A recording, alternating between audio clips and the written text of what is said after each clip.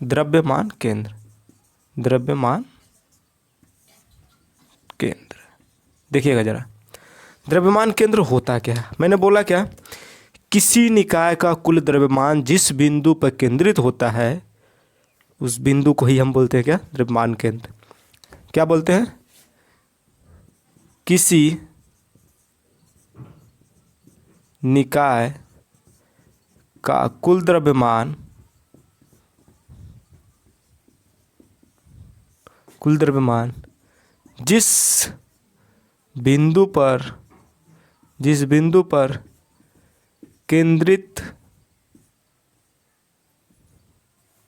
केंद्रित होता है उस बिंदु को द्रव्यमान केंद्र कहते हैं, द्रव्यमान केंद्र कहते हैं।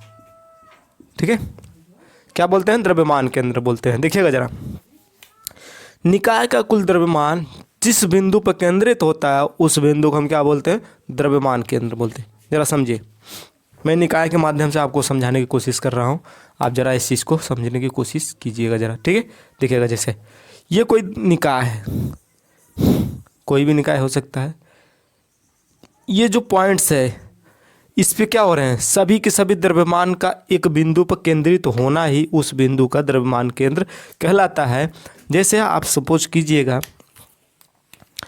ढेर सारे क्या हैं, मासेस हैं।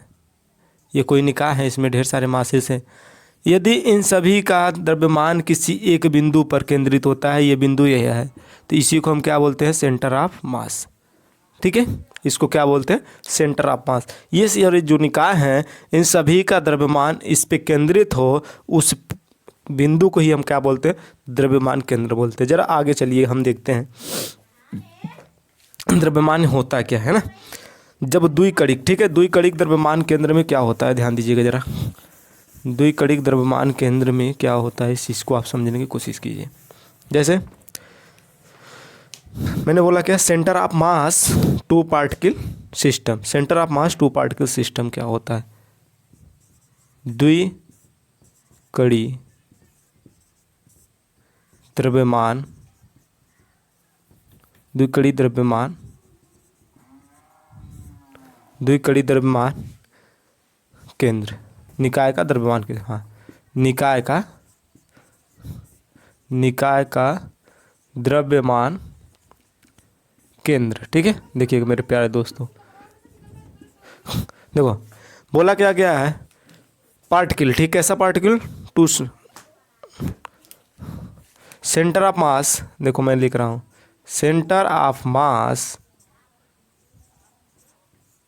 ओ sorry, mass of two particle system, of two particle system, ये होता है। समझे, देखो मैंने बोला क्या, सेंटर ऑफ मास। आज हम नया लेक्चर के साथ चल रहे हैं, नया टॉपिक हमारा है, इस पे बात क्या हुई है, सेंटर ऑफ मास किसे कहते हैं। जब द्वि पार्टिकल ऑफ सिस्टम रहता है, यानी centre of mass of a two particle system, द्वि कणों के निकाय का क्या होता है, ये सिस्टम होता है। द्रव्यमान केंद्र कैसे निकालेंगे, जब दो कण किसी निकाय में रहें तो उनके बीच हम सेंटर ऑफ मास कैसे फाइंड आउट करेंगे, इसको जरा ध्यान समझिएगा। जरा कहने की बात है, जैसे दो सिस्टम है, किसी निकाय में दो द्रव्यमान हैं, उनके बीच हम क्या करेंगे, सेंटर ऑफ मास कैसे फाइंड आउट करेंगे, उस चीज़ को जरा दिखाना है हमको। मान लेते हैं ये आपका M1 है, ठीक है, ये आपका M2 है, राइट। समझ में आया, जरा देखिएगा।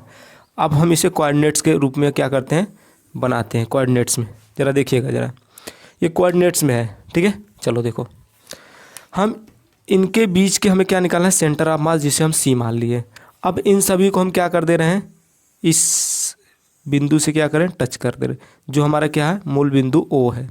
इससे एक एक्सिस हम निकालना चाहे तो निकाल सकते हैं, जिसे हम Z बोलते हैं, राइट।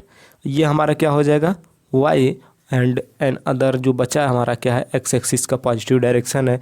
अब इसके रिस्पेक्ट में आप सेंटर ऑफ मास इसका निकालना है, तो आप इसके रिस्पेक्ट में इस फाइंड को कर दीजिएगा। अब इनके बीच ये R1 हो जाएगा, R1 वेक्टर, ये R2 वेक्टर हो जाएगा, और ये RC, क्योंकि सेंटर ऑफ मास का क्या है, सदिश वेक्टर है, क्या है, यूनिट वेक्टर है, ठीक है, यूनिट वेक्टर है। तो यूनिट वेक्टर जब है ये, तो इसके रिस्पेक्ट में क्या हो जाएगा, चलिए ठीक है, चलो इसको m1 इसको m2 ही बना लो, इसको m1 बना लो, कोई दिक्कत नहीं है बाबू, देखो सॉरी m1, ठीक है, इसको क्या बनाना है, m1, ये आपका क्या हो जाएगा r1, तब ये r2 हो जाएगा, चेंज हो जाएगा है। m1 के रिस्पेक्ट में वेक्टर सदिश r1 हो जाएगा, m2 के वेक्टर में सदिश r2 हो जाएगा, ठीक है। और ये जो सेंटर सदिश सेंटर ऑफ मास है, इसके रिस्पेक्ट में सेंटर यूनिट वेक्टर क्या हो जाएगा, rcm हो जाएगा। rcm यूनिट वेक्टर हो जाएगा, उसके रिस्पेक्ट में आप जरा समझिएगा, कोशिश करनी है, ठीक है। देखो मैंने बोला क्या, लिख दे रहा हूँ, देखो दो द्रव्यमान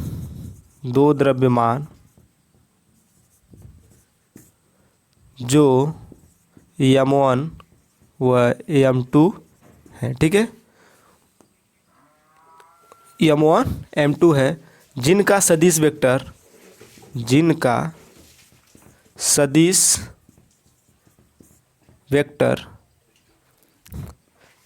स्थिति सदिश, ठीक है, स्थिति सदिश जरा ध्यान देखिए, स्थिति सदिश r1 वेक्टर व r2 वेक्टर है, ठीक है, r1 व r2 वेक्टर है। अब जरा ध्यान समझिए, हमने एक सेंटर ऑफ मास माना है, जिसका एक द्रव्यमान केंद्र माना, जिसका क्या है, दोनों m1 m2 के बीच एक पॉइंट क्या है, c, जो सेंटर ऑफ मास का काम करे। इसका यूनिट सदिश क्या है आपका देखो वैल्यू मैं रख दे रहा हूँ, ये क्या हो गया, x2 y2 और ये आपका x1 y1 है, सॉरी y2 कर दे रहा हूँ, y1 है, ठीक है, ये हो गया xcm, ये ycm, ठीक है, ज़रा ध्यान समझिएगा, ये cm, ठीक है। अब देखो जब ये चीज़ें क्लियर हो गई, अब आसानी से इसको क्या करेंगे, हम लोग फाइंड आउट करने की कोशिश करेंगे। देखो ज़रा, जब ये चीज़ हो गया, अब हम पढ़ते आए हैं कि अंतः विभाजन होता है, बाह्यता विभाजन, आप पढ़े होंगे मैथमेटिक्स में, उसमें देखेंगे जब अंतः विभाजन होता है तब क्या केस लगता है, और बाह्यता विभाजन होता है तब क्या केस लगता है, राइट। चलिए देखिए, अब ये क्या है, m1 m2 यानी दो बिंदुओं के बीच की क्या होता है, अंतः विभाजन रहे या बाह्यता विभाजन रहे, उस पर हम ये सूत्र अप्लाई करके उसी सूत्र का यूज इधर करेंगे और उसी से हमारा काम निकल जाएगा। ज़रा देखिएगा, r1 सदिश वेक्टर है, अब इसके रिस्पेक्ट में आप क्या निकालिएगा, ज़रा सोचिए कुछ, आप ये निकालेंगे r1, ये पॉइंट आपका मूल बिंदु है तो 0 0 है। अब ये दो बिंदुओं के बीच की दूरी का सूत्र लगाइएगा, x2 माइनस x1, ये वाला सूत्र लगाइएगा ना ज़रा, तो आप लगाइएगा, क्या लगाइएगा, x1 minus 0 i cap plus y1 minus 0 j cap. आपका r1 बराबर क्या आ गया, x1 i plus y1 j। ये आपका, अगर इसे इक्वेशन 1 बनाए तो कोई हर्ज नहीं कर रहे हैं। इसके रिस्पेक्ट में आप सिमिलरली इसका भी निकाल सकते हैं, m2 के रिस्पेक्ट में, तो क्या आ जाएगा, r2 वेक्टर, इसके रिस्पेक्ट में देखिएगा ज़रा, यहाँ से यहाँ तक देखिए क्या वैल्यू है, x2 y2, यानी x2 minus 0 y2 minus 0 i j k cap, ये क्या है, यूनिट सदिश वेक्टर है, तो ये आपका हो जाएगा x2 i plus y2 j। ये क्वेश्चन 2 कर लो, कोई दिक्कत ही नहीं है। अब यहाँ तक चीज़ें जब स्पष्ट हो गई है तो आपको एक चीज़ें पता होगा, centre of mass find out करना है, सेंटर ऑफ मास फाइंड, तो RCM वेक्टर, भाई ये तो है ना, अब इसको भी फाइंड करना पड़ेगा। RCM क्या निकल के आएगा, ज़रा सोचिए ज़रा एक बार, तो देखिए सोचने से ये नहीं होगा कि आप कैसा करेंगे, जैसे हम इसको इस वाले लाइन का हमने निकाला क्या,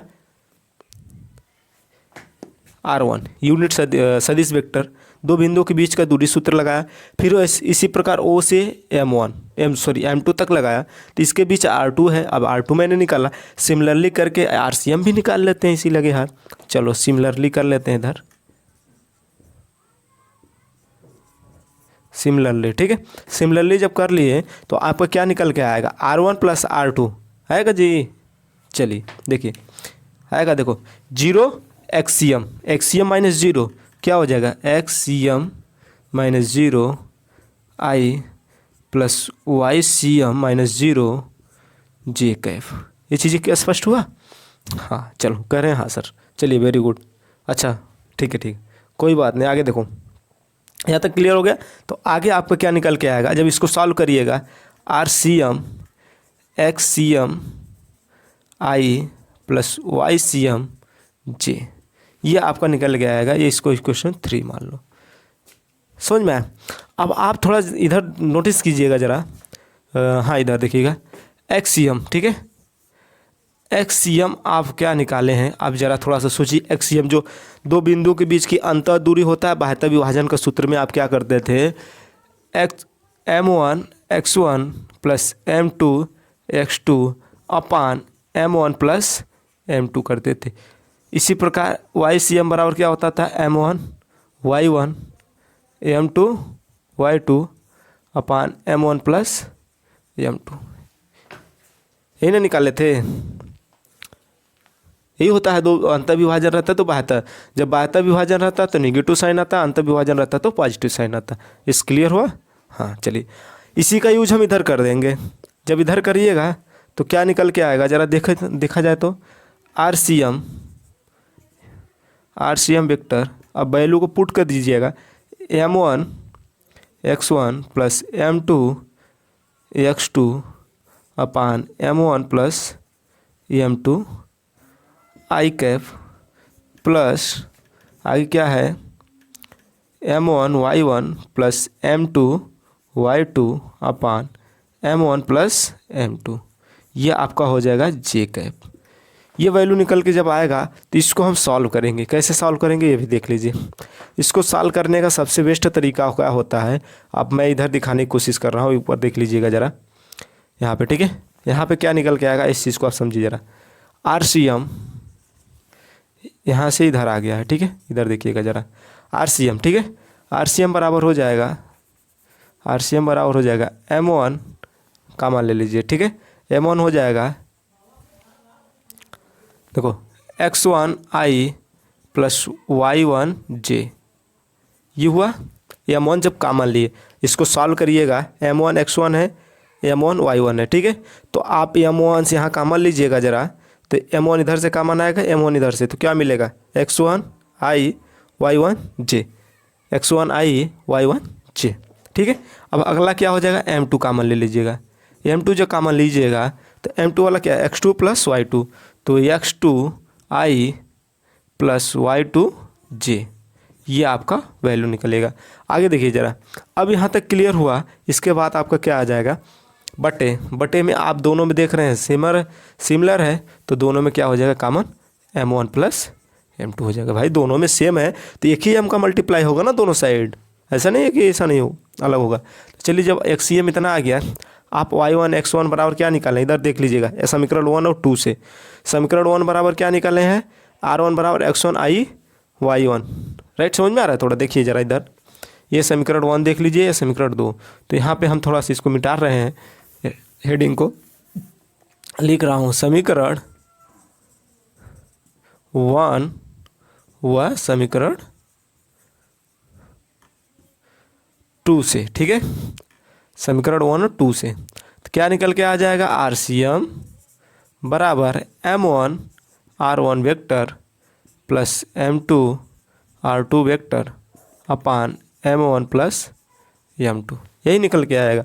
और ये जो वैल्यू निकल के आया है यही आपका फाइनल क्या है, सेंटर ऑफ मास के लिए लागू होगा। जब दो बिंदुओं के बीच की सेंटर ऑफ मास पूछे तो इसी से हम क्या करेंगे, फाइंड आउट कर लेंगे। जब दो बिंदु रहेंगे उनके मास होंगे, उनके सदिश वेक्टर होंगे, यानी स्थिति सदिश होगा, उसी के रिस्पेक्ट में हम क्या करेंगे, सारी चीज़ों को क्या कर लेंगे, आसानी से सॉल्व कर लेंगे।